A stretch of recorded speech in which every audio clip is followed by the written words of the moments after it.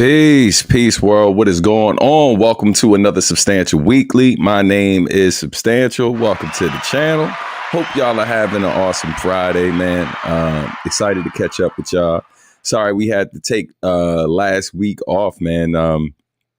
Per usual, lots going on, lots of deadlines and stuff, things happening behind the scene, moving and shaking. All good reasons, but we are back this week, man. Hope y'all look good. Shout out to everyone in the live chat already. Shout out to my brother Early Bird up in here. Joshua McGee in the house. C Crew, shout out to you. Soul Tiger, peace. King B Cruel, what's going on? Peace. Always happy to see new faces. In fact, if you are watching right now, whether you are watching live on YouTube, Twitch or Facebook, no matter where you're watching, be sure to join the chat, man. Say peace, especially if it's your first time. Let us know. You know what I mean? We are always excited, man, to see other people joining in on the conversation and all things hip hop and otherwise, man. But shout out to y'all. A lot to cover today. Definitely excited to update y'all, man. And just so much going on. So first things first, man, if you have not subscribed to the channel yet, be sure to do so. Be sure to turn on notifications. We are less than 100 subscribers away from hitting 11,000. So shout out to y'all, man, for the support. Definitely excited, to see the continued growth. It's always a blessing. Sal Ortiz, peace. What's going on? Still, what's up? All right. Urban Mask. Hey, salute, brother. Good to see you up in here, man. Been a while. Tommy Hackett. Peace. What's going on? Yeah, man. Oh, I hope everyone. Thank you, Tommy, for that nice heads up. Hey, man. I hope all of your mothers, all of the mothers who may be watching, grandmothers, all of that, godmothers, all that good stuff, man. I hope all of y'all had a wonderful, wonderful Mother's Day. Yeah, man, it was really, really dope over here. I'll tell y'all all about it in a second. Peace, Warpath. What's going on, man? Good to see you, Eric. All right. But yeah, man. So real quick, since we're here now, let's go ahead and shout out once again to all the moms out there. I hope your day was amazing. What we did around these parts, man, we did some nice things for my mom and my mother-in-law. We took care of both of them, in advance. We took my mother-in-law out to dinner last Thursday. Nice, this hotel near the water and stuff like that, man. It was eating good. That's never a bad thing. So she enjoyed her day, man. And then my mom, as I mentioned a few weeks ago, we had a death in the family, an unexpected death in the family. And so, of course, the family's still dealing with that. But it was really, really cool to, get to see my mom. So I got to see her a couple days early and stuff, about a week before Mother's Day. So, man, hooked her up, brought her into the future, got her a, what's it called? Amazon Echo Show. And so it's really, really dope. You know what I mean? We get to do like family video calls and stuff with her and all of that. And she's loving it. You know what I mean? And my wife brought up something really interesting, like just kind of talking about someone like my mom who has, man, my mom is in her closer to mid 80s at this point. Right.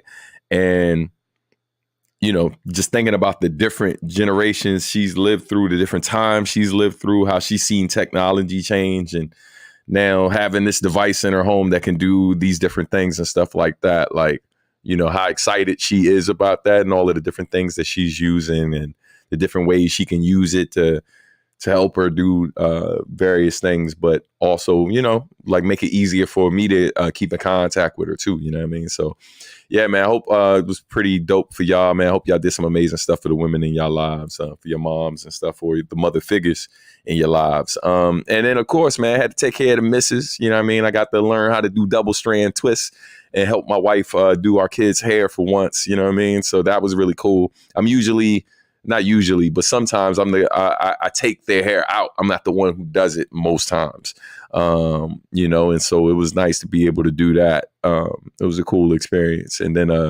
hooked her up some cool cool gifts and stuff. Got her some J's. She was excited about those, Yeah, man, it was dope. It was a really, really dope few weeks, just celebrating the women in our lives.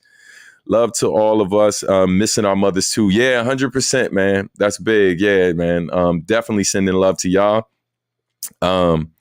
Yeah, I can't imagine with that, how hard that day or just in general, how hard it is, living without the people who brought us here. So definitely rest in peace. Shout out to your mom and all of you who lost your moms, your mothers and stuff, man. Yeah, man. Thank you, Tommy. Appreciate you, brother. All right. On that note, man, let's keep it moving. We got a lot to talk about today. Yeah, man. First and foremost, let's get this set up real quick. We'll switch it up. Boom, boom, boom, boom. So yeah, man, I'm excited. Got a lot of great updates, to share with you guys, man. We first and foremost, I talked to y'all already about a milestone that's coming up for the channel, but just hit a really, really big milestone on TikTok this past week. So I don't know if any of y'all have noticed, but a couple of fans had noticed that the song Think Different by me and Nujabes has been circulating like crazy on TikTok. In fact, I believe it's in over 22,000 videos right now. The song, and this has started in April and has really just continued into this month. And so I've been getting these nonstop notifications, which has been crazy. And so because of the song and these type of videos going viral, man, I literally passed the 100 million view mark on TikTok. So, man, shout out to, any of y'all that have participated, but more importantly, it's dope to see this music that was made 20 plus years ago get new life. And so it's really been interesting to see and witness and stuff, man. And so I'm really, really grateful and stuff, man. Of course, you always wish my homie Jen could be here to see it. But yeah, man, no, not 200,000, but 20,000. It's in over 20,000 videos the song is. And currently, like some of the accounts that have used the song literally have upward of, there's several accounts that I saw that had like 1 million plus followers that use the song, and a bunch of them that have like tens of thousands, hundreds of thousands of followers. Now, the crazy thing is I'm on TikTok, but I'm not as active. And this is something I teach to all of the music folks out here. I'm gonna get to y'all, get to the chat in a second. But one of the things I tell my students all the time when I'm teaching music business classes is that, TikTok isn't for everybody. Like all of us, in some way, shape or form, like to watch different things on TikTok, but maybe we're not the type of people who create the things on TikTok that people are accustomed to seeing. I know I'm not one of those guys. I'd much rather take clips from things like this that I'm doing, interviews or like videos and this, that, and the third, and just repurpose them for TikTok or IG Reels and things like that. But it's a slippery slope. You do those things, those type of custom things for it. It takes off. It becomes more popular than the thing you'd rather be doing. And then it becomes a job for a lot of people. I've seen a lot of MCs transition from making music full time to being full-time TikTokers or influencers. And that's cool if that's what you wanted to do. I know I'm very clear that's not what I want to be doing. So what I've learned to do, and keep in mind, this isn't one of those cases. Let me be clear. This thing went viral on its own. I have nothing to do with it. It just did what it does. But I use a company called Song Stats to keep track of how my music is performing all over the internet and in radio. And one of the things that I've learned is that you cannot be popular on TikTok, but have your music still do fairly well on TikTok. So I'll hire a company or I'll reach out to TikTokers every now and then for different releases or whatever, and commission them to use the song in their video and stuff like that. And hopefully they create something that influences other people, and then other people start to create things using that same music. So we did something similar when we dropped the Animal Arithmetic project. Shout out to Katie Fox. And so that video, people ended up, like, I think there was like 10 influencers that we paid or whatever to create certain content with it. And from those 10 videos turned into close to 70 videos, right? Because other people were imitating them. And then that song ended up seeing like 250,000 streams on TikTok. And then, a nice amount of streams also on Spotify. You know what I mean? So just learning different ways to use it. And so it's really, really dope to hit this landmark of over 100 views. So it doesn't mean that my particular page on TikTok has 100 views. What it means that the videos that people have created using my music have over 100 million views to date. And so, yeah, man, it's a blessing. You know what I mean? So I appreciate it. Yeah, Tommy, thank you, man. That is crazy. All right. I have like old man mentality. So I generally stay off TikTok, but I do follow you, man. Thank you. I appreciate it. Tone says, nah, you should do a TikTok where you crip walk to Not Like Us for views. Absolutely, son. Absolutely. I'll get on that right after the show. Urban Mass says, has the TikTok inertia led to monetize eyeballs on other platforms, or is it exclusively TikTok success? Have you seen your music get more spins aligned with the TikTok success? So yes, I have seen an uptick in how Think Different is performing on other platforms that have the song monetized. And then I've also, we also saw how the influence when Your Greatest Weapon, when that dropped and people were using the song in their videos, we also saw an uptick there. So yeah, it definitely, that's the only reason why I encourage people to do it. One, paying influencers to actually use your music in it, it's actually not as expensive as I think a lot of times people would assume.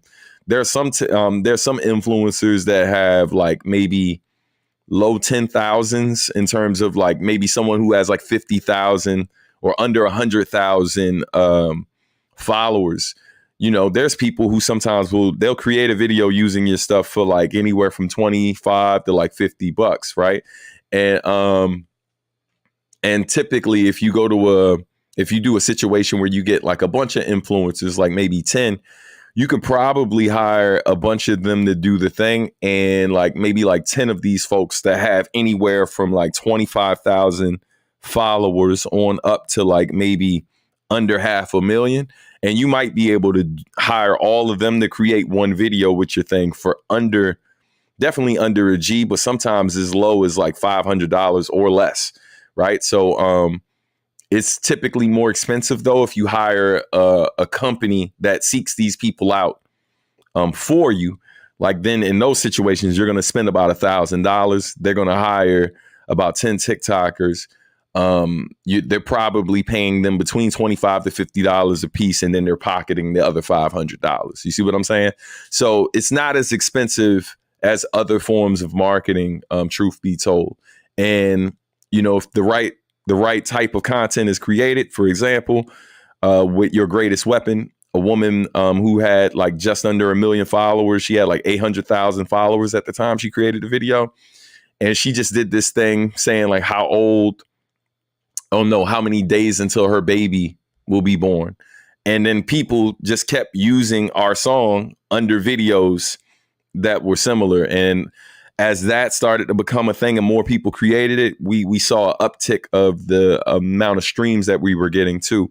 And then we also got playlisted and different things like that. So, I would say if you got a little bit of money to spend when you're working your project, definitely it's worth a shot. I'm not saying you got to do it all the time, but it's worth experimenting with just to see if it works out for you. It's worked out for us. The dividends that get paid out a lot of times, it's not like a ridiculous amount, because keep in mind, for that investment to make sense, let's say if I'm dropping $500, if we got to equate that in streams, right? So what are we talking about? What was it? 100,000 streams is about $400. So one of the songs we did that with ended up doing like 250,000 streams. So the song ultimately ended up making $1,000 in from streaming. So, it wasn't a bad investment. Now, keep in mind, what works for me doesn't apply to everybody. It's important to acknowledge that too, because, the fact of the matter is I'm an artist that has a history in the business, already has a certain following and stuff like that. And recognizing too that we also did other types of promotion while doing that. So I don't know for a fact that all of that traffic came because of TikTok. So, all right. I hope that gives clarity to anybody thinking about it. Yeah, man, definitely the reach is organic, totally not expensive at all. If I had a marketing agency, that's where I would put 100% of my investment campaigns. Nah, man, it's definitely smart. If you're willing to put your work or put in the lead work, solicit those influences, you could reach 1 million people. Yeah, 100%. Nah, man. Hey, thank y'all for listening. I know a lot of folks don't come here to hear me talk about the business side of things, but any of y'all watching right now who don't watch on a regular basis, if you don't know, I actually teach music business classes.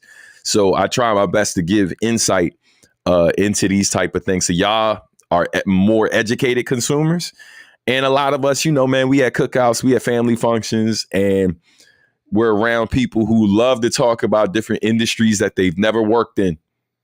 You know what I mean? That they have no experience in, but they see a headline online, an artist they like is talking about it. So then they chime in with their input rather than asking questions. So I do what I can to just kind of make people better informed, 4 weeks to young queen. Hey, that's what's up, man. Congratulations, Joshua, man. That is beautiful, brother. That's dope, man. Congratulations in advance. Speaking of Crip Walk, isn't it crazy how a dance that once was primarily gang only dance has become a global well-known dance that everybody's done? Not Like Us made me think about that. Yo, I mean, so much of what we do is directly and indirectly connected to gang culture. You know what I mean? Like, I know some of y'all already know these things, so I'm not going to over explain it right now. But, when people were saying Brazy all the time, you know what I mean? That's clearly affiliated with the Bloods, right? Like even hip hop culture in general, right? Like a lot of hip hop's foundation, the actual culture of hip hop, not just the music, but hip hop's foundation is like directly connected to gang culture in New York City. You know what I mean? And so when you know the story of hip hop and the peace treaty that the gangs created with each other after this meeting, that created a space in the communities that made it. It didn't necessarily stop all of the violence, but it did make it a safer environment, or made it a fertile environment for like hip hop to grow in, you know what I mean? By being able to have these block parties now, and folks mostly from tight knit communities, but some people coming from outside of these communities now could come into these functions and help it spread. So like, it doesn't surprise me at all, man. So much of what we do nowadays is sometimes connected to these, like not just the gang culture, but so many different things that we don't even associate it with. You feel what I'm saying?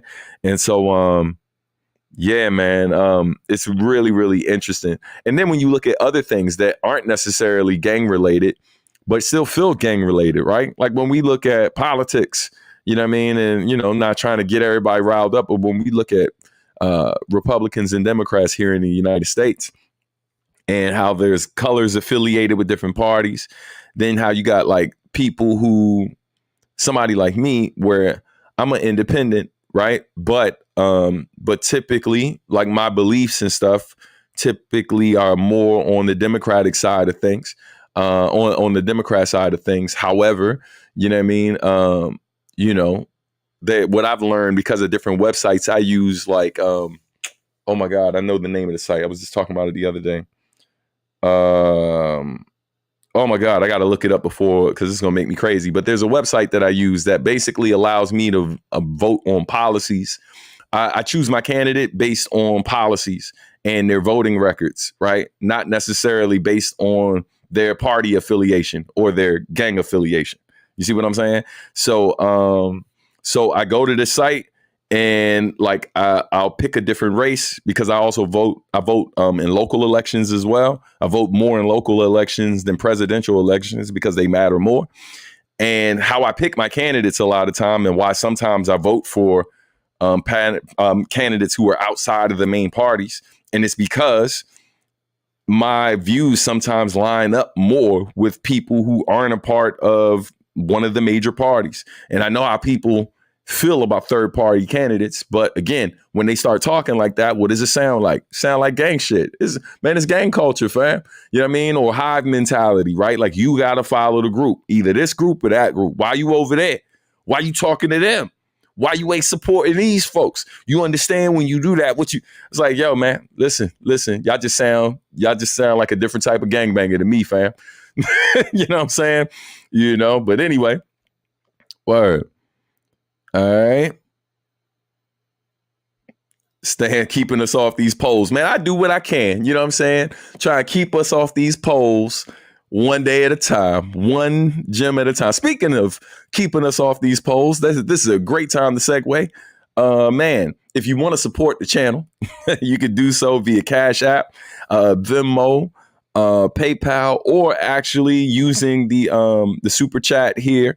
And definitely, if there's a particular question or some information you want me to get to sooner than later, that's a great way to do it. All right, to highlight your comment so I can get to it as soon as possible by using super chat. But yeah, man. But yeah, definitely, once again, pop a bottle for my man Joshua. Congrats on the little one on the way. Be here any day now. That's a beautiful thing. All right. Let's see. Took 2 drags off of blunts and started breaking down the flag. The blue is for the Crips, the red is for the Bloods, the white is for the cops, and starts from the slugs. Word. RZA. I should have read it in RZA's voice. Ruler zigzag zikalaw. You know what I mean? Shout out to the RZA. Shout out to Wu-Tang. Hey, Enrique, peace, what's going on? Hopefully I said that right.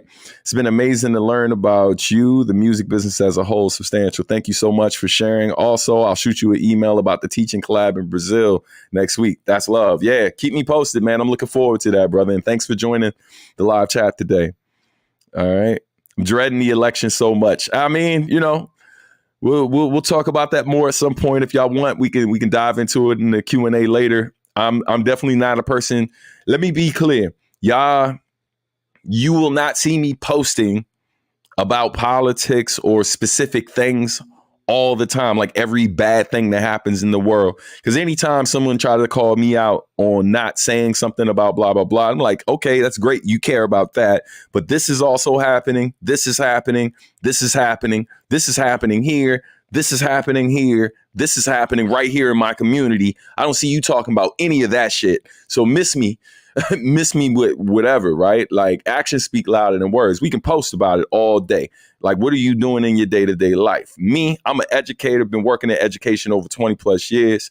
I'm an arts advocate. You know what I mean? Like, I'm doing work that is trying to enrich the different communities I'm a part of on a consistent basis. I'm also a governor with the Recording Academy and stuff. And so there's certain work that I'm doing, both volunteer work and paid work, that is consistently giving back to these specific things I say that I care about. You know what I mean? Outside of the other folks I support in their different lanes. So the fact of the matter is, it's like, man, no matter what you're posting about or supporting on a regular basis, there are other issues that you are missing.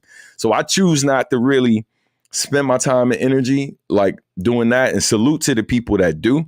But I also know that as somebody who's dealt with mental health issues as well, and sometimes feels down and this, that, and the third, like that stuff, being engaged online in these type of conversations and different debates where people are literally attacking your character without ever meeting you or interacting, you're solely based off of one post, something in your story, right? They think they basically assess your whole life off of this one thing because they don't agree with you on it. And so I don't have time to engage in that type of foolishness. And I find that in person, people are very different and more careful in how they have these conversations and how they address you. So I choose to spend my energy having these conversations that way, as opposed to kind of getting involved with the online discourse. And it just doesn't feel productive a lot of times. And even how we talk about the things we don't like and questioning people's intelligence.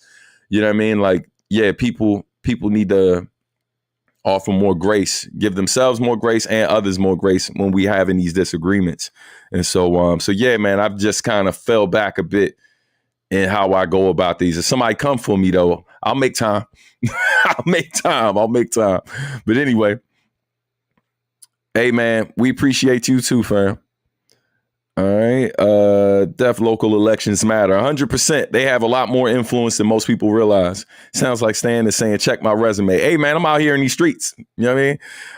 Got to let people know every now and then that you are black of all trades, Stan, while still being dedicated and driven. I see what you did there, Soul Tiger. Thank you, fam. All right. Local elections, great. More, yes, 100%. Make the change where your neighborhood and people are actually affected. 100%. If you don't know, now you know. Oh, I think I remembered the name of the website I use too for anybody who's interested. Side with. Yeah. So the site is called I Side With. All right. And you can use this, I think, no matter where you are in the US. Basically, isidewith.com. It's basically a voting site that you can go there. You could take a presidential quiz. You can focus on different types of elections, different parties, ideologies, all of these different things. And yeah, man, it's a really great voting guide. But I highly recommend people in general who vote just test this site out, because what it doesn't just tell you who the person you agree with the most is, it also tells you how often you agree with the people who you think are the devil, right? So I know we a lot of people got a problem with you know who, but you'd be surprised when you complete this site how some of the different things that they've done actually fall in line with some of the things that you have voted for or agree with and advocate for. Because no candidate, even the ones you hate, not everything they do is anti everything you're about. And I think that's an important lesson for us as people, no matter where you are in the world. Even the people you don't like, you agree with some of the time. You know what I mean? So yeah, man, it's important to keep that perspective when we're dealing with folks. So anyway, let's keep it moving. Get into this next slide. All right. Boom, boom, boom. Got it. Trying to get this thing to move. All right, here we go. So it's time to play some new music. And so for those who don't know, I released I recorded a new song with the folks at Monster Siren, Hieroglyph, and shout out to Hexany Music who brought us all together. Shout out to Xari, who amazing vocalist who I've worked with several times, and we had the pleasure of doing a new song together for this project, for this new soundtrack released by the folks over at Arc Knights. So if you've never heard of Arc Knights, it's a really cool game and stuff that honestly I've never played, but I didn't realize how big of a global fan base this game has. And so it's been really, really dope to be a part of the collective of artists who've worked on it. But before we do that, let me shout out real quick. Shout out to Joshua McGee for sending those off the poll funds. You know what I mean? Keeping me and my family off the polls, one donation at a time. We appreciate it. Thank you, sir. And shout out to my man Urban Mask for doing the same, man. Thank y'all for the support. I appreciate you both, fam. Thank you. All right. Not necessarily, listen, I appreciate all the support that y'all can offer. Also got merch out there. If you have not checked it out yet, I'll drop that link in the chat, but you can also go in the description of this video because there is plenty of merch available as well, including this adultish hat, vinyl, and a lot more. But yeah, you can head over to subartandmusic.com/store, or you can head over to substantial.bandcamp.com as well to pick up some merch. All right. So yeah, man, any way you want to support is always appreciated. Never mandatory, but always appreciated. All right. But on that note, let's hear some new music. I'm going to actually bring up some visuals too, so y'all can see that.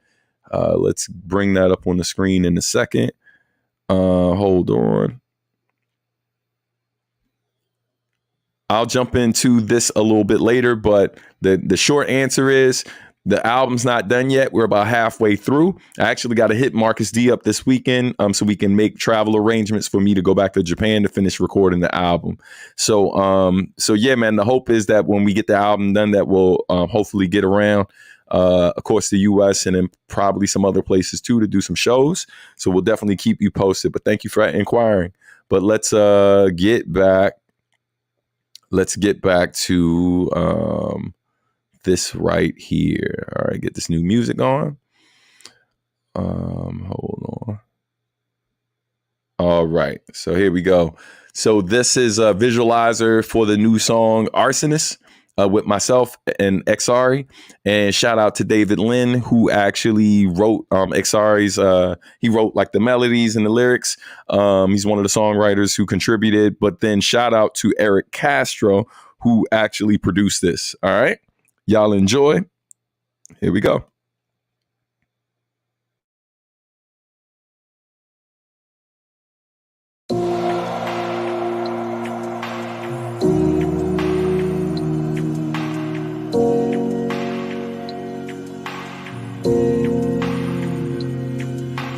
Every pair of wings are clipped was all just for the thrill of it.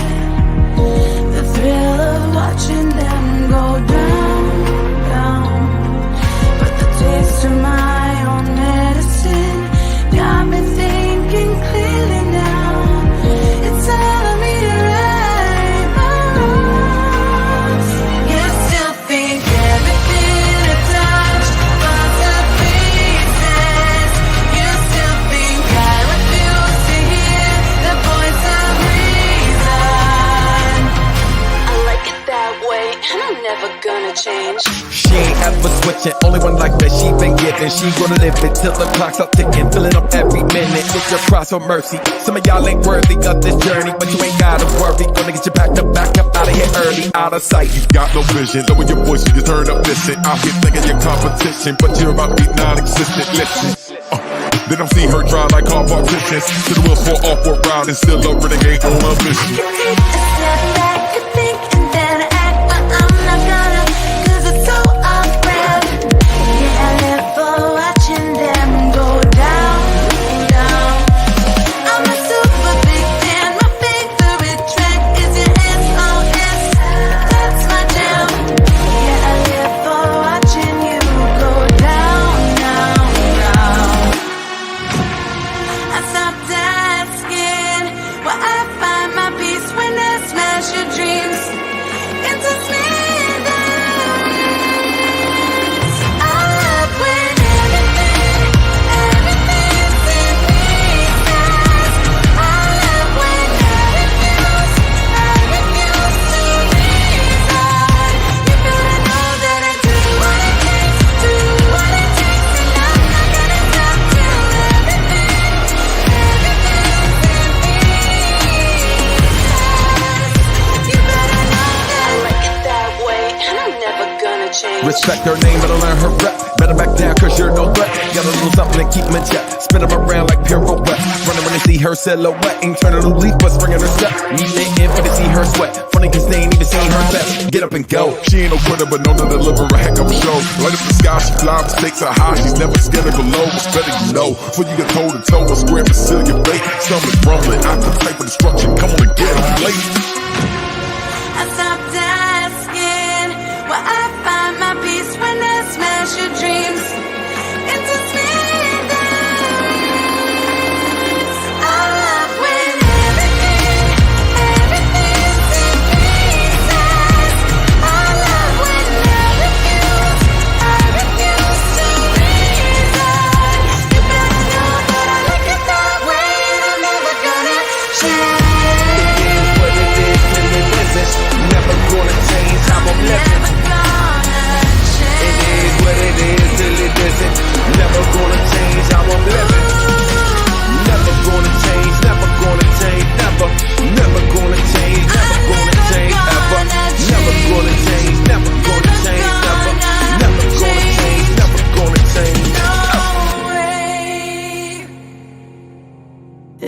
Every pair of wings a clip is all just for the thrill of it, the thrill of watching them go down.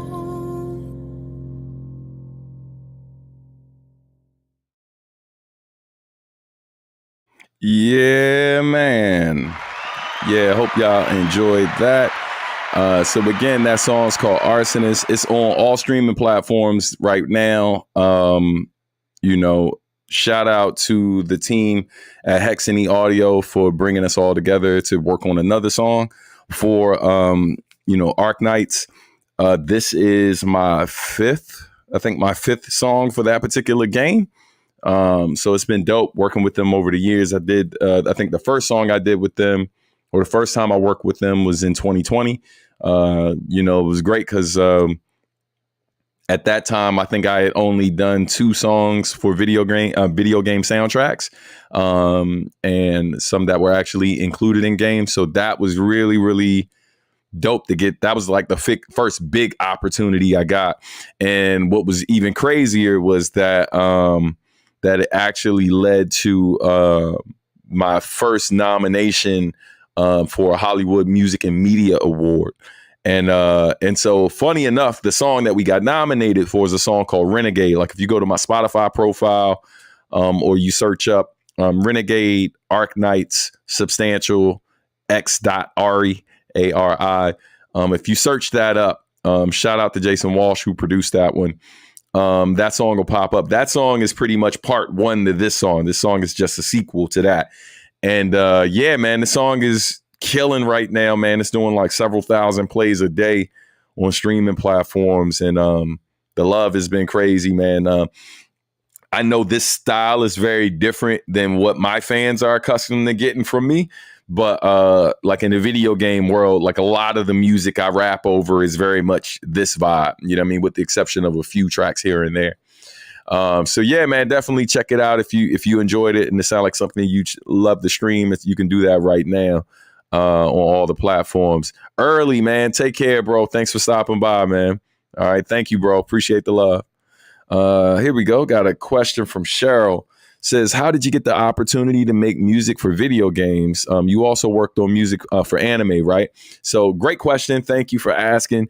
So, yeah, man, how I tell a lot of people, the truth of the matter is, I got into doing music in those worlds. The short version of the story is my nephew is the one who introduced me to anime conventions.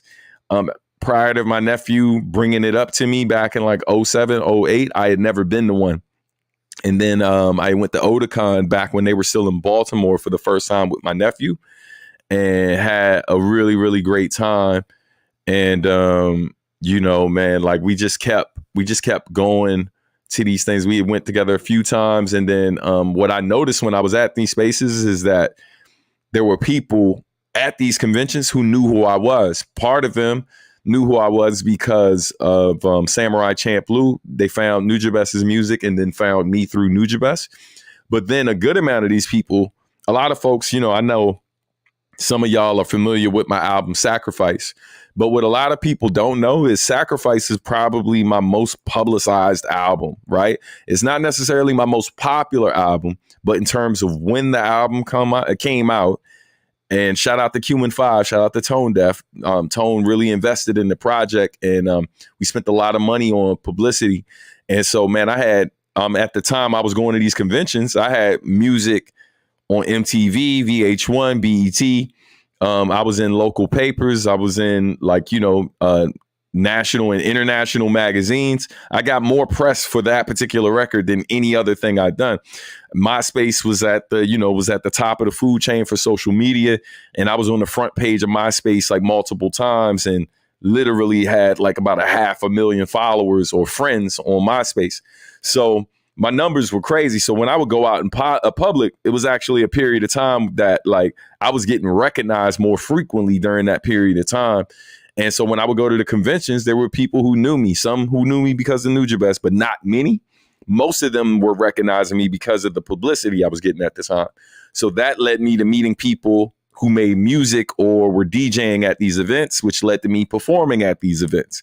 And then fast forward, I'm at Anime USA in DC with my man A-Rock, and I'm with Asheru. Asheru's the homie, and he's also the brother that did the opening from the Boondocks. So we were doing a show at Anime USA, and that's when I meet my homie Mason Lieberman. Mason Lieberman, for those who don't know, is like, Forbes 30 under 30, world-class composer, producer, multi-instrumentalist, and more importantly, a great human being.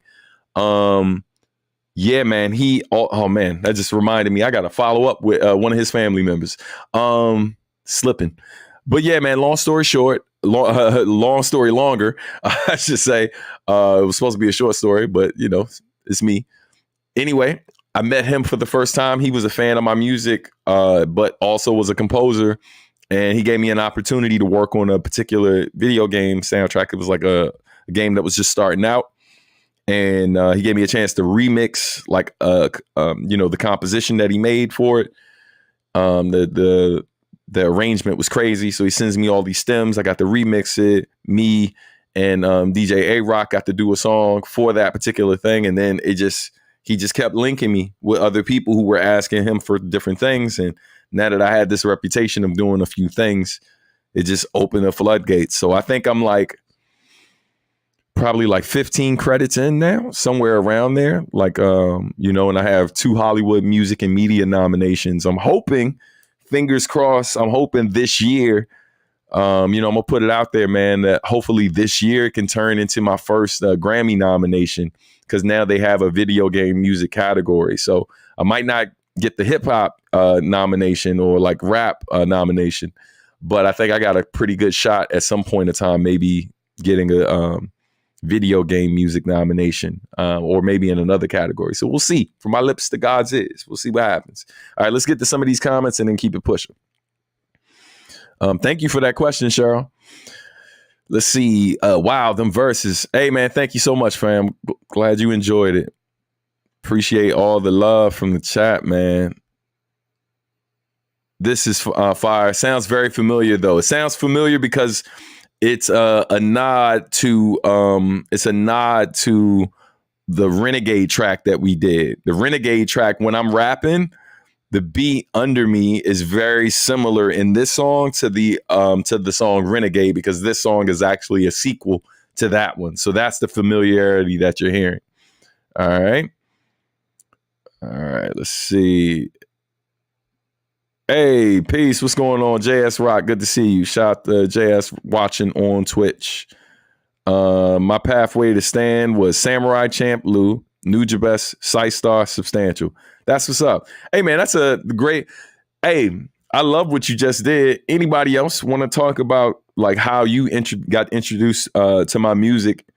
I would love to see how you ended up here. You know what I mean? So feel free to throw that in the chat, man. I'll post it just like what he just did. Stan, if you had to pick one, what would you say was my most lyrical track? Man, that's tough. Yeah, man, I've done a lot of music, so it's really, really hard to say. I would say on the new album, I think that's an easier way to do it. So on my album, Adultish, which I'll remind y'all about later, but for anyone watching right now who doesn't tune in on a regular basis, if you didn't know, I dropped a new album last year called Adultish, which is out now on all streaming platforms. Got merch, streaming, all of that. It's on Bandcamp, it's everywhere. But if I had to pick a song from that album that I feel like is the most lyrical, most of my songs are fairly lyrical. Even the stuff that seems straightforward, there's other things, there's layers to it, right?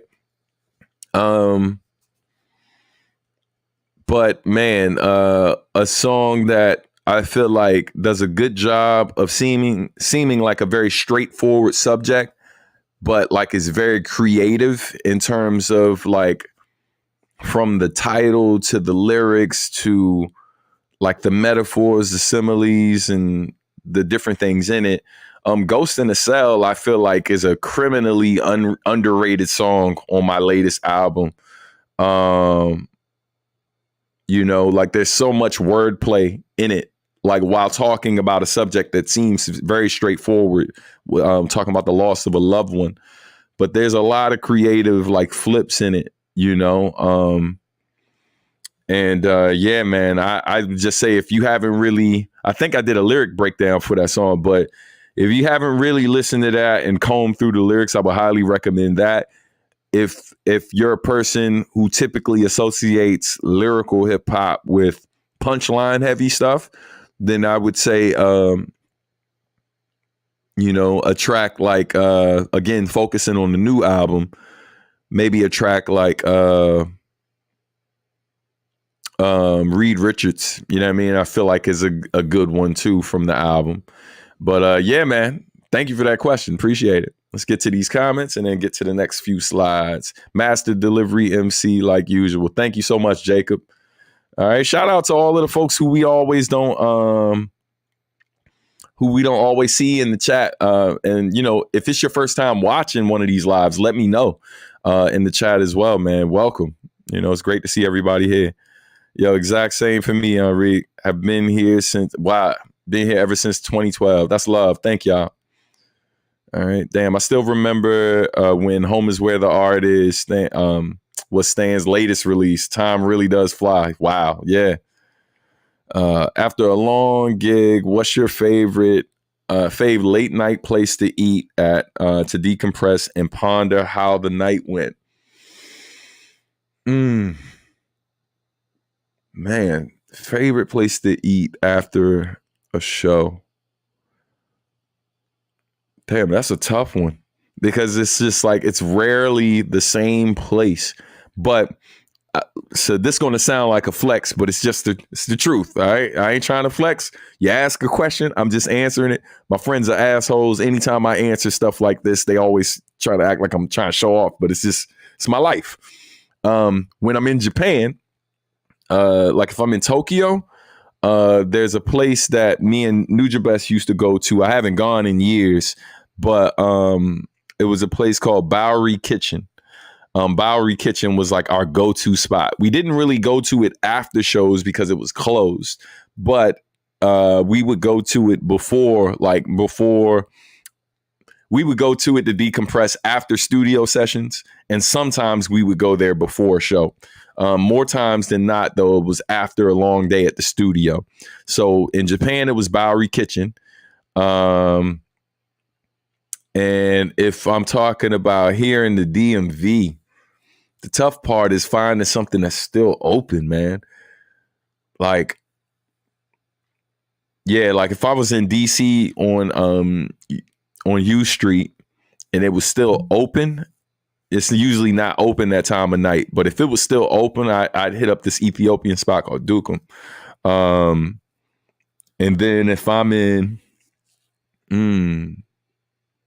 damn. And see, like some of these other places I'm gonna shout out, they ain't like the highest quality, whatever. They just were open and the homies would go.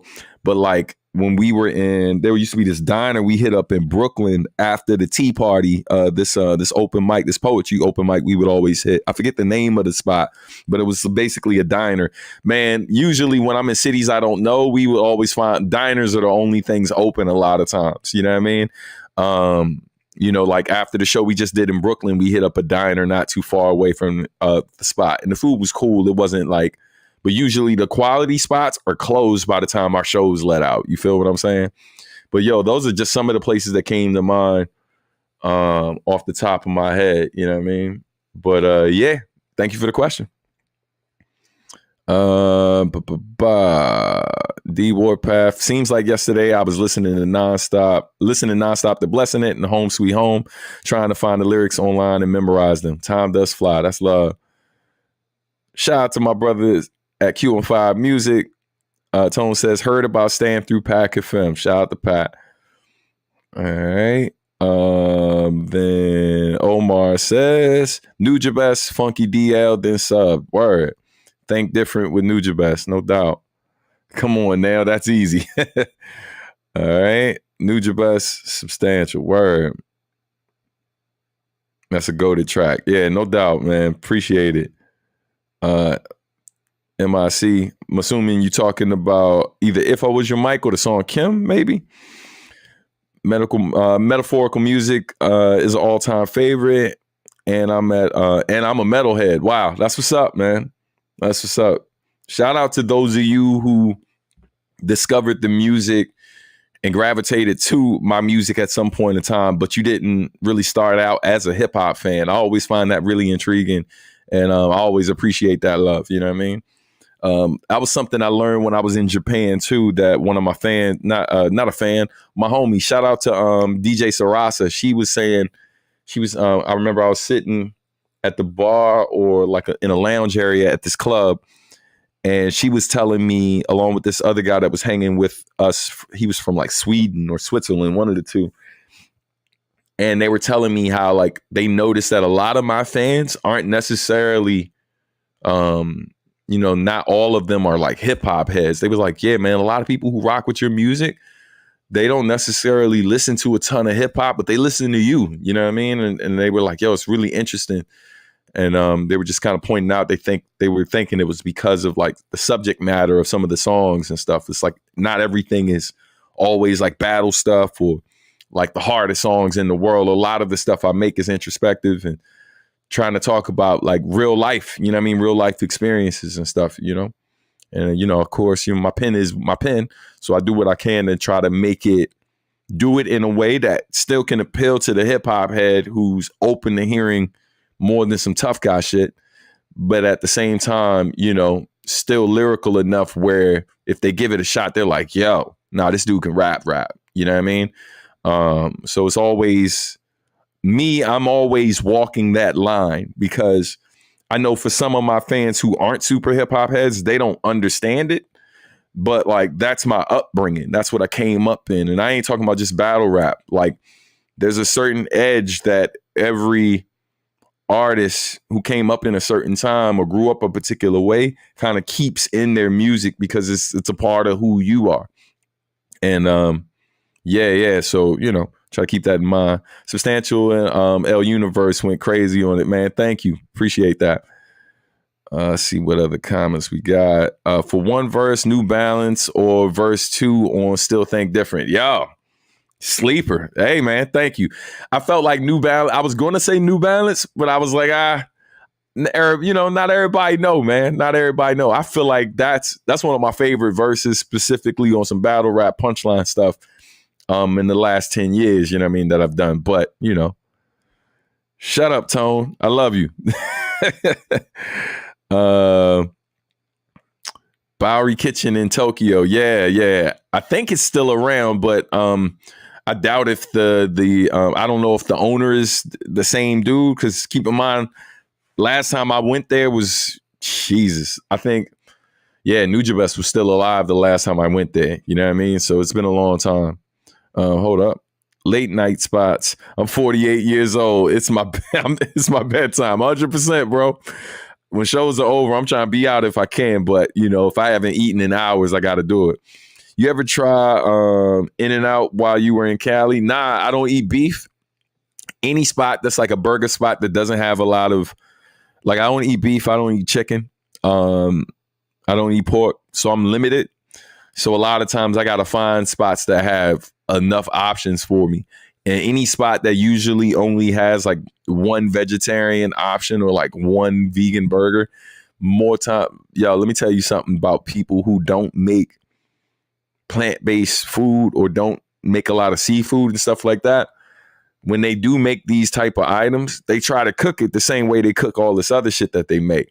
So it ain't no love in it, son. There's no love in it.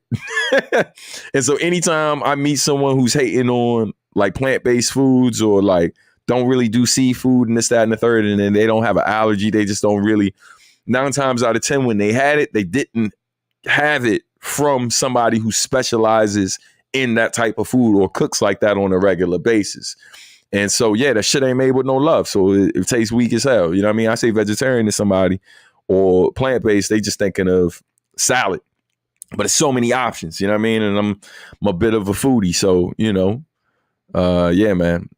Anyway, yo, I'm trying to keep up with the comments today. I'm super behind schedule, but I'm gonna catch up. Here we go. And Andre says, Nujabesh, Shingo 2, then Substizzle. First song I heard from you was Think Different. That was 2005. That's love, man. Thank you. Been listening ever since. Appreciate you. Soul Tiger says, Ghost in the Cell is beyond great. Tough to pick number one. Yeah. Let's see. I was on Snapchat the other day talking about how hard the opening of New Balance is. That's love, man. Thank you. Yo, it's funny. Man, like, anyway, yeah. I appreciate the love on the joint. I was going to say something else, but yo, thank y'all so much. Soul Tiger says, other lyrical joints, Reed Richards, Cool It Now. Yeah. Salt and Pepper, 1580 are lyrical as well. Yeah, 100%. Thank you, man. Appreciate that love. All right, facts. Let's see. Omar says, you ever spoken with Golden Child from Specifics? I feel like he is so underrated. He's no longer rapping, but he was crazy on the mic. I haven't. Yeah, but I've heard a couple joints from them where I was like, man, these joints are pretty solid. You know, definitely if they were still doing their thing, I would definitely would have been open to doing something with them. Are you going to put any video from last year's anime USA performance of Lost Touch? Yes, I am.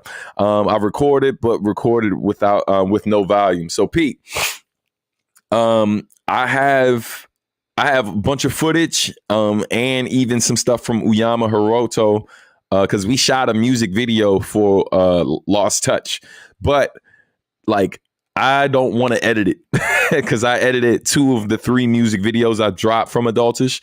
And so we got a guy we work with now. I got to meet with him sometime soon to pass him all the files, but I'm trying to see if he's open to editing it so we can actually get it out there. Once that drops, then I'm going to release the whole performance footage of me, Javier, and Shingo performing Lost Touch live.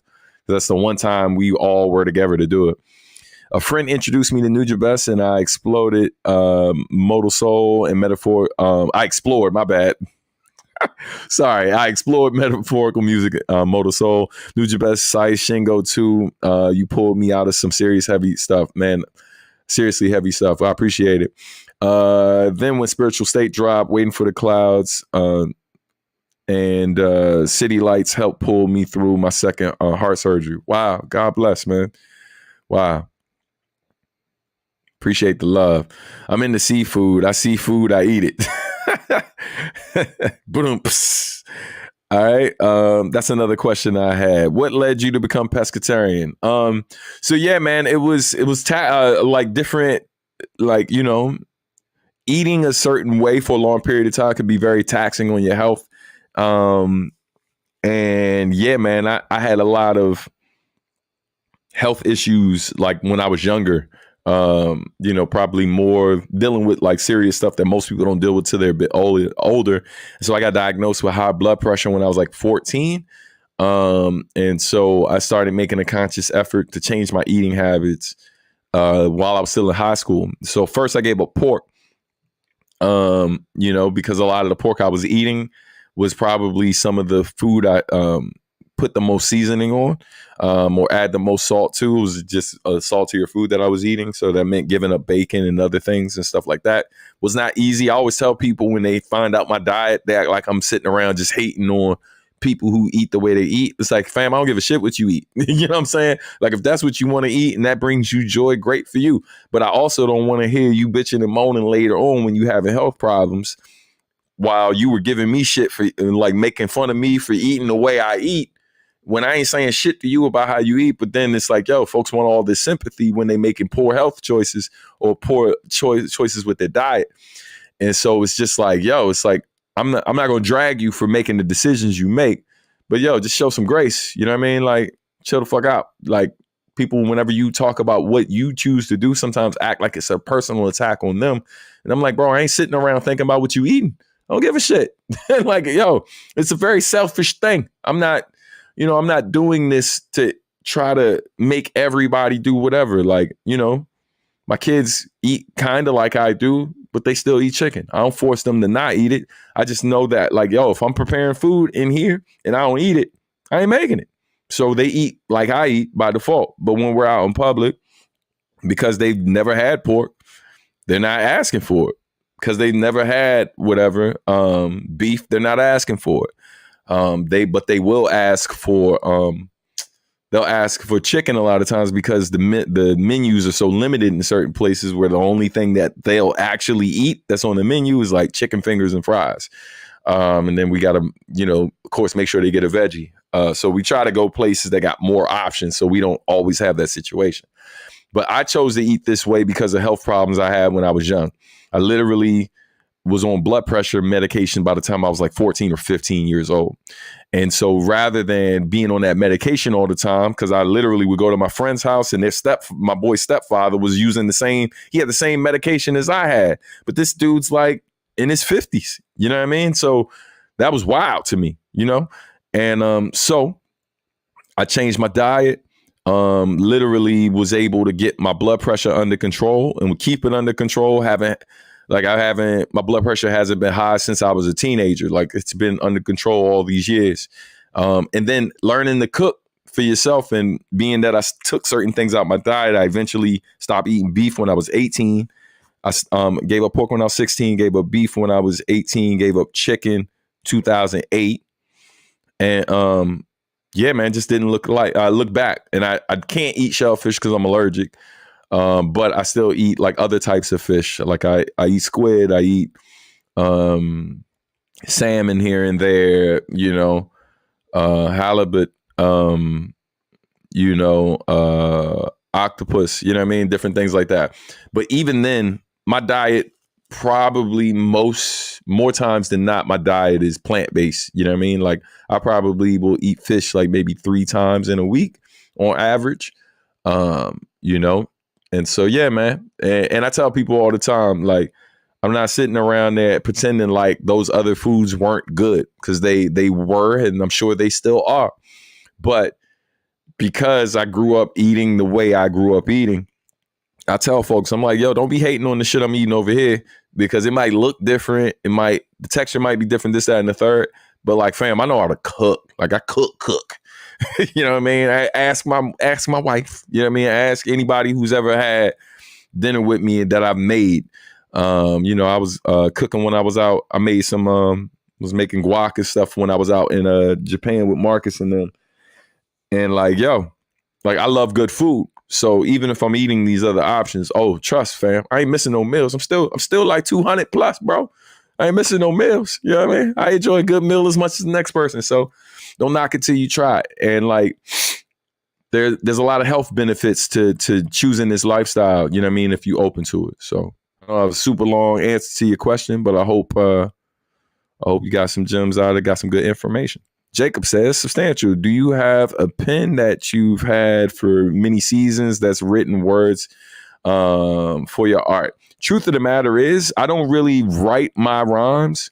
When I say pen nowadays, I'm speaking metaphorically. I type everything now simply because I lost the book of rhymes. The story goes when I was working on the Bop Alloy album, the first one, I lost my book of rhymes after I finished writing the last few songs for it. And so I literally had to rewrite half the album. You know what I mean? Some of the topics I remembered, others I didn't. And so I had to rewrite half the album. And so I swore after that day, because I remember where I was. I lost my book of rhymes in Amsterdam. That should be a song. Instead of lost my wallet in El Segundo, I lost my rhymes in Amsterdam. I don't know. So on some old school shit. But anyway, that's what happened. And after that, I literally made a conscious effort to type everything into the cloud. I think home is where the art is, because I was working on that immediately after the Bop Alloy album.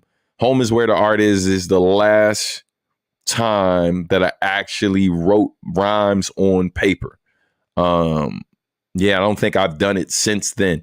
I'm lying. 2016, the song In My Daughter's Eyes, which came out in 2017, I wrote that on paper, but I wrote it on paper solely so I could scan it and use it as part of the cover art. That was it. So I really didn't write the rhyme at all on paper. I typed it up first, and then because of the concept I had for the art, I literally wrote it on paper and then scanned it to layer it on the cover. But yeah, thank you for the question. That was dope. Let me switch this screen real quick until I'm ready to go back to the other slides. All right. In Ghost in the Cell, the wordplay was so awesome. From double entendres with prison cells, smartphones, to the bits about the absence of loved ones. I had to use it in my creative writing class. Oh, man. Thank you so much, fam. Appreciate it. A lyric book from you would be so cool. Now, fam, see. So I've thought about doing this, right? I ran it by someone and they were like, yeah, I don't know. I think I can't remember if I talked to the missus or someone else. But this is something I've been thinking about for a while. I actually have like 3 book ideas that I've been sitting on. One is just a kind of story of my life, like a memoir. The other is my second children's book. For those who don't know, I actually have a children's book available right now called She Sees. If you got little ones, or you got like little ones in your family, maybe they're not your kids, but yeah, She Sees is available right now. We got them back in stock. But yeah, man, I've been thinking about doing a book with all of my lyrics from like my first album to like most recent. That's something I've been thinking about for a while, because I think a lot of people, a lot of the active listeners who listen to me, they see what I do lyrically or hear what I do lyrically and they appreciate it. But I do think there's still a certain amount of the audience who really like there's levels, fam. And I think some people get it while others like they don't always hear everything that's going on. Because some of it's like the metaphors and the similes, right? And then some of it is like tone choices, right? Like in that song you just heard in the mix, like when they switch to the lower tone, like I literally say a line where it's like where I say something about lower your tone, right? And then from that point on, they drop the tone. So there's a lot of different things that are going on, like creative decisions in the writing and stuff. I can't take credit for that particular thing because that was the engineer's choice. But, you know, that's still like, that's what great writing can do a lot of times, right? It can kind of take your mind or take your creativity in a lot of different places. And that's something I've been very conscious of over the years, you know what I mean? But yeah, man, appreciate you. Let's see. Omar says, coming from a Latino household, it was crazy the amount and type of food we ate. Surprised I didn't develop some sort of health issues. Them Latino moms and aunties get down. Oh man, yeah, I'm sure, fam. I'm sure. I love Mexican food. And then I've had like food from other like Hispanic or Latino or Latinx regions, and like, man, I love it. And then, you know, and then shout out to Caribbean folk as well, you know, cause my wife's Haitian. And yeah, man, they get down as well. Very similar, you know what I mean, in a lot of ways. And I know exactly what you're talking about. A lot of the health issues I develop, a lot of times they will tell you things like some of the health issues you have are hereditary. And that's a slippery slope, because when you hear that, it makes it sound like it's something you can't control. But what I've learned, and this is not just me saying this because I figured it out on my own or some shit, through conversations I've had with doctors, different types of doctors who are specialists in these different things. And one particular doctor who focused on like the study of DNA and, like talking about like, how to like whether things are hereditary or not. Part of what she pointed out to me, she was like, oftentimes people mistake things as being hereditary when the fact of the matter is you're having these same health conditions because you live in the same household and y'all eat the same things. And so ultimately, if you develop diabetes, right, and your kids are living with you for a long period of time and pick up those eating habits, it's likely that they're going to develop the same thing. My mom, diabetic. One of my sisters ended up with diabetes, right? Like I've even had scares where they were telling me that like, I had to watch my sugar intake because I was pre-diabetic, you know what I mean? So even with me making all of these choices, there were still certain things where like I'm a person, I love dessert. It's hard, man. Put some cookies in front of me, son. It's hard. Flesh is weak. Flesh is weak. Oh shit. It's hard. It's hard, fam. So, so yeah, man, like being mindful of those things. So a lot of the eating habits and stuff, a lot of the health conditions we develop, it has a lot to do with the people we spend time with, think different. When the next discussion comes up with various eating habits, just play think different. I see what you did there. Yeah. All right. Give it a nice fancy cover and I'll buy the hell out of that. Word, man. I'm definitely thinking about the book. I'll keep you posted. Would love to add something like that to the book collection. That's love. I like them brown, yellow, Puerto Rican, and Haitian. Yeah, Fife Dog told no lies. Told no lies. Rest in peace, Fife Dog. All right. I've been getting into some different African food lately and love what I've tried. Yeah, man. Highly recommend Ethiopian food. Ethiopian food is top notch, fam. Really, really great dishes. If you've never been to an Ethiopian restaurant, treat yourself and make sure you wash your hands real good because you're going to eat with your hands and it's amazing. What else is really, really good? I'm going to Morocco. Me and the missus are going to Morocco in August. Yeah, August we go to Morocco. And so yeah, man, about to try get into some Moroccan food and stuff and experiment with that. But yeah, man, it's gonna be great. All right. Let's see. Gotta go. Hey, man, take care, Peter. Thank you for joining. You know the rest. Yes, sir. I see what you did there, Tommy. Have a great one, man. All right. All right. Let me close out with these other things because there was a lot more I still got to cover. And yeah, man, y'all have had some great questions today. I'm gonna just put this reminder up there real quick. If there's a question that you're dying to get the answer to before today ends, best way to do that so I don't miss it is to add it to the super chat. Or you can support the channel in other ways if you prefer via PayPal, Venmo, Cash App, etc. Thanks in advance for the support. Never mandatory. Always appreciate it. But yeah, man, let's get into some more announcements before I get out of here.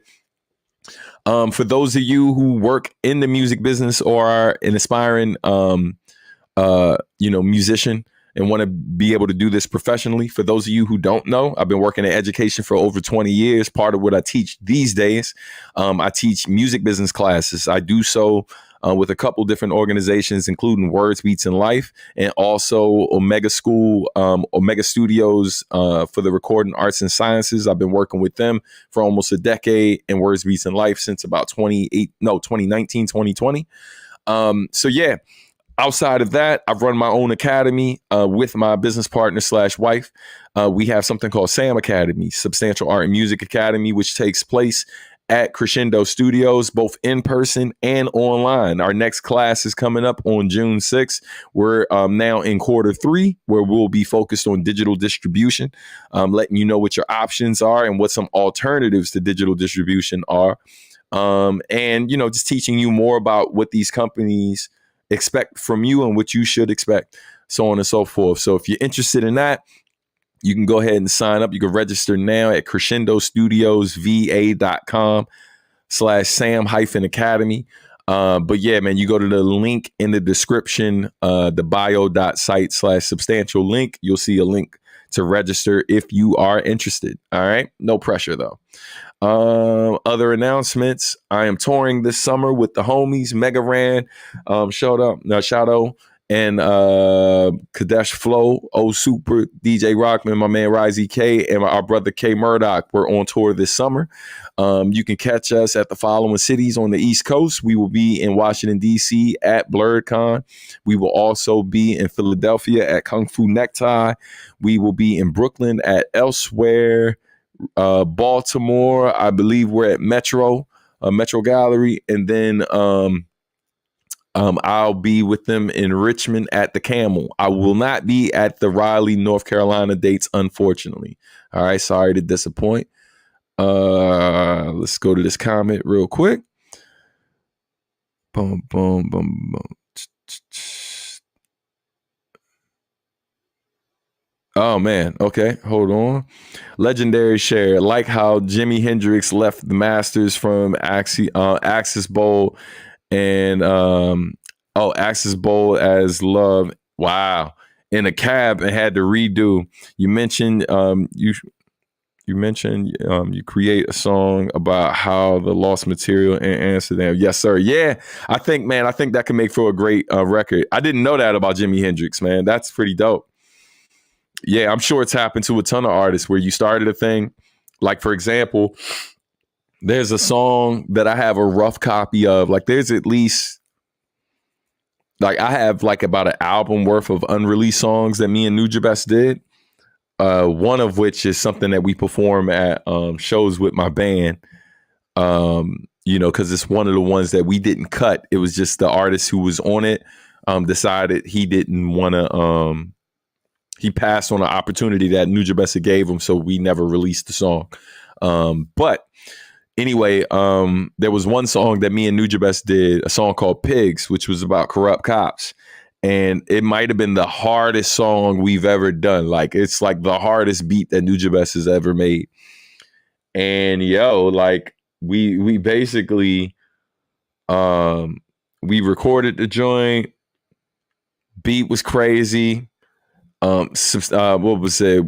Laid everything down, and then I come back to the studio the next day after getting a like an MP3 recording of it. Come back to the next day, and I noticed that Jim looked a little upset, and I was like, "Everything okay?" He's like, "Man, I completely lost that song we did yesterday. Like, not just like my part, like he lost the beat, like all the files, like the whole session corrupted, and he lost it." And we never recreated it. I still got a rough mix of it. But yeah, man, like it's tough when those moments happen, But anyway, all right. Other news. This summer, like I mentioned, I'm be doing a couple conventions, including BlurCon, which I already mentioned. I'll be performing at BlurCon, but I also will be doing what's it called? Sketchpads. Feature artist is going to be Luna Bunny, who illustrated my not my album, but my book She Sees. So we'll be doing that July 12th through the 14th. Then August 2nd through the 4th, we'll be at Otakon. We're also going to be doing Sketchpads there. So for those who don't know what Sketchpads is, it's a live art and music lounge. So it's someone doing visual art live while me or some other producers are doing beat sets.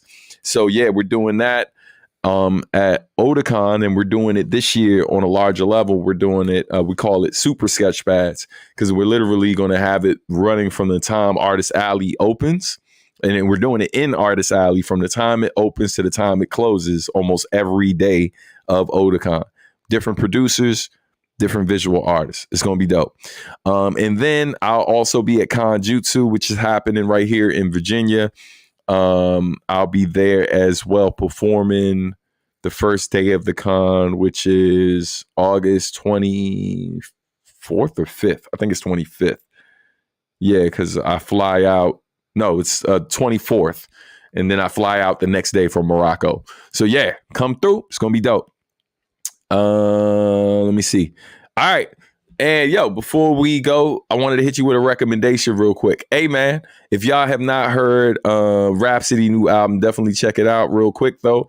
Peace, Eric. Take care, man. Have an amazing weekend. Have a good one, brother.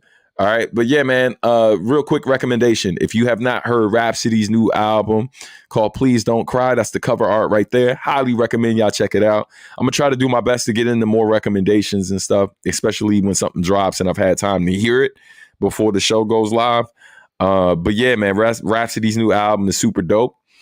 I'm not sure who's a Wayne fan or who isn't, but she has a really dope song. She has a lot of dope songs on there. Song with Erykah Badu is crazy. The song with Lil Wayne is fire.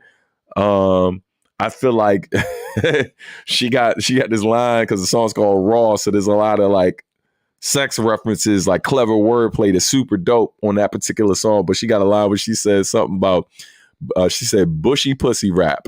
Hey fam, that needs to be on a shirt. I laugh so hard at that line because she's like all natural, you know what I mean? Like I ain't doing all this all of this other stuff these other folks doing. This is real rap, all natural rap, bushy pussy rap. I was like, hey, that line's hard as fuck. Hey, yo, I died, man. But man, the album's super dope. Some great production on it. Some amazing lyrics. There's another line where she says something about I use the N-word more than I look inward. Use the N-word more than I look inward. Come on, yo. Hey, Rapsody. Amazing work. Amazing work. Like, keeping it a buck with y'all. Early on when I heard Rapsody, I thought she was solid. But a lot of people were like, nah, bro, like I was like, nah, she cool. She cool. Like, I wasn't like sold. And then I feel like, bro, she just keeps getting better. You know what I mean? Like, she just keeps getting better, man. Her last few albums, she's been just the streak. And like, I know some people don't like the softer stuff, the more vulnerable, the more personal songs, because she makes some bangers, and she got that on the album too. But yo, listen, that joint with Erykah Badu is a beautiful record. You know what I mean? There's another song on the album where she talks about like to her male fans who are oftentimes overly critical of other female artists because of the whole like the booty shaking and them dressing a certain way, them rapping about what they rap about. And she was basically like, yo, I'm paraphrasing, but she's saying, while I don't always agree with everything that they're doing or the amount of that we see, she's like, yo, she basically says, you don't have to show me love while hating on them. Like, just show love. And yo, when she says that line, I related to that so much at the time where I was getting like a ridiculous amount of press back in like 2008. Yo, like when you go through some of the comments from that time, every other comment is like, man, this is so much better than Lil Wayne stuff, because Lil Wayne was like he was killing it at that time. You know what I mean? And I ain't fronting like I listened to Wayne all the time or anything like that. There were certain songs from him that I thought was fire. And then other songs I was like, yeah, I don't like this. But I just found it weird that people couldn't show love to something without mentioning the thing they hate. Just like, yo, just focus on the love, fam. The thing that you hate so much gets way too much promotion already. So Wayne don't need any more promotion, fam. Like, I could use more promotion though. So, yeah, just saying. So I really like the record. I highly recommend y'all check it out if you haven't already. It's called Please Don't Cry. It's really, really dope. Yeah, man. Peace, Colin. Thanks for tuning in. Hey, clap it up for Andre and everybody else who contributed today. Thank you for the contribution, fam. Thank you. I appreciate it. So last couple things and then I'm out of here. We definitely ran long today. So real quick update on Adultish 2.0. Just got some more remixes. Shout out to the homie J Soul. Amazing producer, amazing vocalist as well. J Soul just did a remix for the album. He actually sent me 2 remixes for it. So yeah, I think I've received all the remixes that I'm going to take at this point. And like now I'm just finalizing some writing for the 1 or 2 new tracks that are going to make it onto the project. And so my hope is that by the time June gets here, I'll finally be in the mastering stage. So yeah, man, pardon the delay on that, but Adultish 2.0 is right around the corner. Stay tuned for that. And then last reminder before I'm out of here, let's switch up how the screen looks. Hey man, if you have not checked out any of the merch for the album Adultish, this is some of what's available for those who don't know. I know we got a lot of new viewers here. So if you don't know, this is just some of the merch that's available right now. We got hoodies. There's different types of hoodies, not just these bright, colorful ones, but we got monochrome hoodies as well. The USB cassette, which looks like a regular cassette, but it's a USB that literally has my entire catalog on it, from my collabs with various Japanese producers to my solo albums to my collabs with Marcus D. You name it. Even some of the video game music is on there. You get all of that for under $100. It's also my new album, Adultish, on vinyl. On CD, the sneakers are available. Once again, they're back in stock, as well as t-shirts and this hat that I'm wearing right now. So definitely support Adultish if you can, and if you haven't already. All right. Thanks for all the insights, Substantial. Have a smooth day. Peace. Take care, brother. Aquarian says, when you focus on what you hate, you attract more of it in your life anyway. 100%. There you go. Let the church say amen. All right. So on that note, last thing, just want to thank y'all once again. Hey, man, we are officially less than 100 subscribers away from reaching 10,000 subscribers. So if you have not subscribed already here on YouTube, please consider doing so.